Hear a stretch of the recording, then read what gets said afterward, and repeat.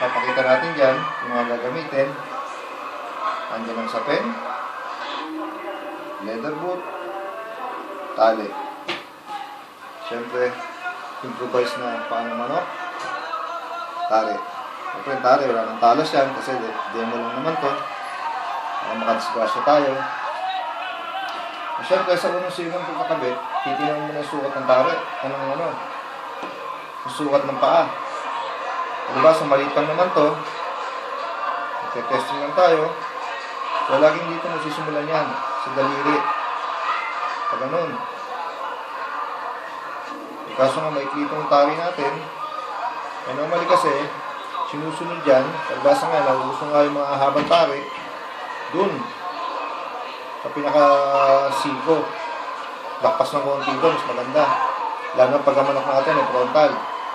Dapat mahabang kinakabit natin. Okay. So, siyempre, sisimulan na natin. Sisimulan muna tayo sa sapin.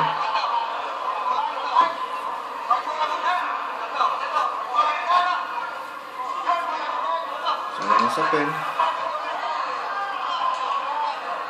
Pinipuksan natin ang sapin. Tapos,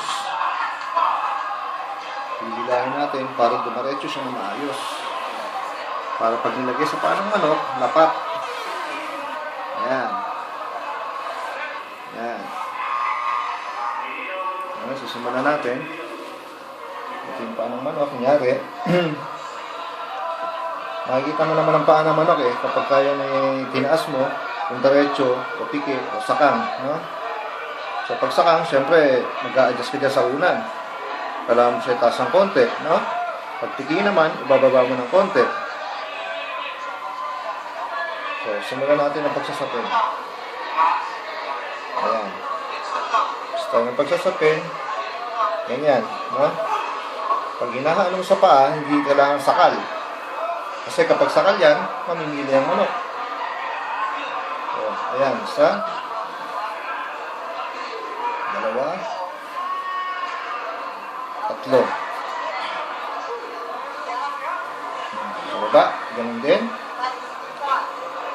Isa, dalawa, tatlo. So, yan. Tapos kung ganun, para pag nilapat ang nilagay ang leather boot, magandang tignan ang sapin.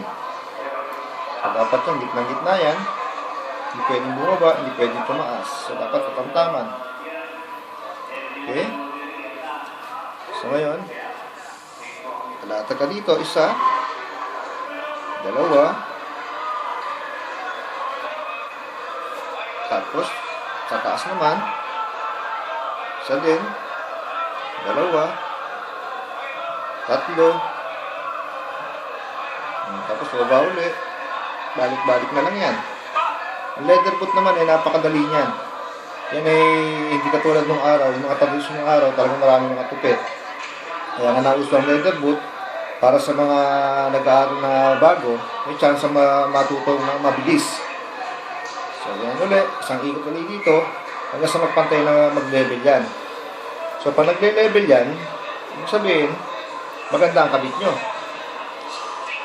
Kasi nandyan din ang buhay ng manok. Hindi pwedeng tumaas dito. At tumaas dito naman sobra, hindi rin tama yun. Kailangan nagpapantay. So, ayan. Halos pantay yan.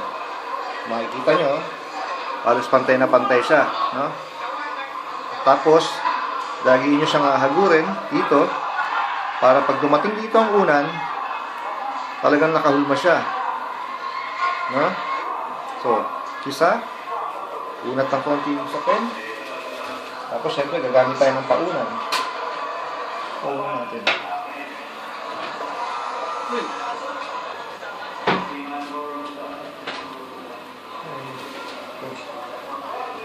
Itong paunan natin. Paunan natin yan. Umumula ako sa taas, pababa. And siyempre, dahan-dahan mo iikot yan. Hanggang sa makarating ka sa baba. Yan. Ipakita nyo naman, no? Habang iikot yan. Ganda, di ba? So, yun. Didikit mo doon. Tsaka mo ididikit.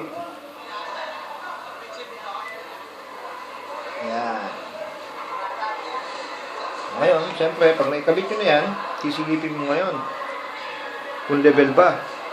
No? So, kitang-kita nyo naman, level na level yan, no?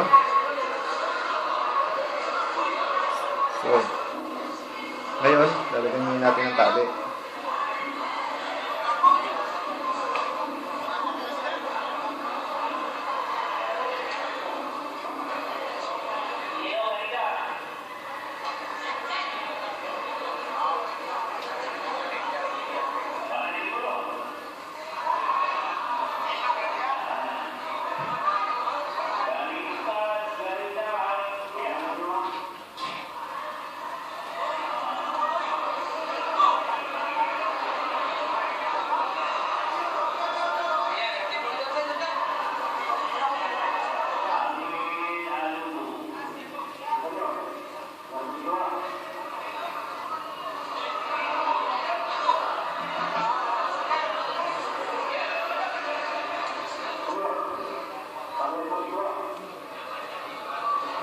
So, tataliagay natin. Tapos dito.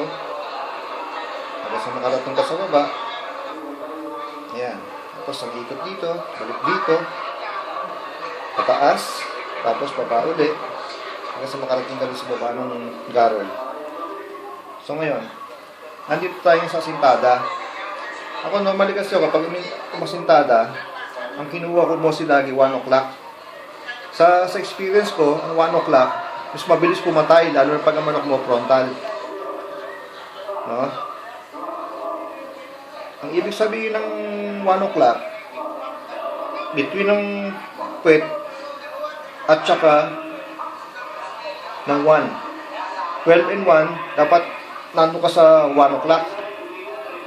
Parang palo na manok, pag frontal, talagang tatama ka. So ngayon, kapag ang manok mo naman ay drum fighter, no? Mahirap kasing kumabit ng ano eh. Para sa akin, ang 2 o'clock, mahirap pumatay para sa akin, no? Kaya sa experience ko, mas mabilis pumatay ang 1 o'clock. So ngayon, andito tayo sa sintada. Tingnan nyo yung sintada ko, ha. Ayan, nakikita mo? Halos itong pinakagarol niya nagpapantay dito, no? At doon sa singsingan kakaroon ako ng konting allowance, no? So yan yung sinasabi kong 1 o'clock na kabit. Kahit makikita nyo naman, no? Ayan ang paa ng manok, halimbawa, no? Ayan, ayan yung pinakadiretso ng manok ayan yung garol. So nakikita mo yung spot ng yung point niya, talagang 1 o'clock. So sa akin, sa experience ko, itong kabit na to, mabilis talaga pumatay ito, lalo pag ang manok mo ang sarado. Maganda yan sa angatan, lalo na pag ang manok mo maganda sa frontal. So ayan. So tatalian natin, no? Isimula tayo sa baba. Bibilang ka ngayon sa 2, 3, 4, 5, 6, 7. O, tapos sa taas, 1, 2, 3, 4, 5. Lock. Hindi. Sorry. Ito rin. Tapos lock doon. So, ayan. Nakikita niyo naman, oh. O, tingnan niyo yung kabit, oh. Hindi nagbabago. Kaya ako tinigilan yan, kaya ako nag-lock doon, sisilipin mo siyempre kung nagbago yung kabit mo. Kasi kuminsan, pagka nagtatali ka na, lumilihis din yan. So, dapat sisilipin mo yung panibago. So, nakita mo naman ang kabit, oh. Ayan yung pinaka 1 o'clock, yung pinaka ng paa niya, yung spot ng pointing ng tare. At saka syempre, yung taas ng tahid at tataas ng tare, nagpapantay halos yan. Di ba? So, yan ang pinaka-the best na kabit para sa akin, sa na-experience ko. Talagang lalo na pag ang manok mo ay frontal, mabilis pumatay yan. So ngayon maglalak tayo. Sisimula tayo dito sa pangatlong talian. Ayan, dito 2, 3, 4, 5. So nakakabit ka na doon. Maglalaka uli dito. Laka uli doon. So silip uli. Kung nagbabago yung kabit mo, so wala pa rin pagbabago, andun pa rin yung tamang kabit natin. Basta laging pag naglaka, sisilipin mo kung may nagbabago. So, panibagong lock uli. Dito naman tayo sa paunan. Na, ayan. 2, 3, 4, 5. So, ngayon, meron na akong lock dito. Meron pa akong lock dito. Kaya ano na yan? Matibay na. No? So, ngayon, ito yung maraming mga style na pagka... Ito naman, kanya-kanya style yan eh. Basta importante, nagkukontrahan yan. No? Nagkukontrahan yan. So, ang ano ko, sa natutunan ko, nasubo ko na, ayan, kukunin ko doon, babalik ulit ako dito, babalik ako doon, babalik ako dito, babalik ako doon. So, ngayon, maglalak ulit ako ng isang ikot na ganon, kukunin ko naman dito, kukontrahin ko naman dito, bago ibababa ako doon. Pasok ulit doon, pasok dito, pasok doon. So, bali, ano yan, mga apat na, ano, pwedeng 4, pwedeng 5. Nasa ano mo na lang yan, nasa discarding mo na lang. So, ayan, no? So, tapos na ako doon. Ito pa yung isa. Isang repete, ayan. Dito mo na makukunin. Pag ganun, balik ulit dito. Pasok doon. Taas, baba. Tapos pasok ulit doon. So, ayan. Nakikita mo naman kung gano'ng kaano na yan. Yung tinatawag na sigurado ka na dyan. Wala nang kawala ang pare, talagang sakal na. Kasi meron ka na dito, meron ka na dito, meron ka na dito, kinontra mo pa dito. So ngayon, yung matitirang tali niyan, pabalik-balik na lang yan. Kukunin mo na lang dito yan. 1, 2, 3, ito na yung final. Final na yan. Hanggang sa maubos na yung tali. So, itong shiner ko sa inyo, sa experience ako talagang ang 1 o'clock ay napakabilis pumatay. Lalo pag ang manok mo ay frontal. Magaling sa angatan. So, kitang-kita niya naman, hindi nagbago. Ayun pa rin siya, spot niya. So, ayun pa rin yung spot niya, 1 o'clock. Yan ang pinaka, ano na yan. Talagang sigurado ka dyan. Sa experience ko lang sa dami ko na rin na tinarian, talagang itong sa akin, the best na to. Hindi pwedeng mabago na to. Kahit na sino. Itong kabit na to, kahit sa Schlosser, ito talagang number 1 na kabit para sa akin. So, ayan. Sana may natutunan kayo sa shiner ko.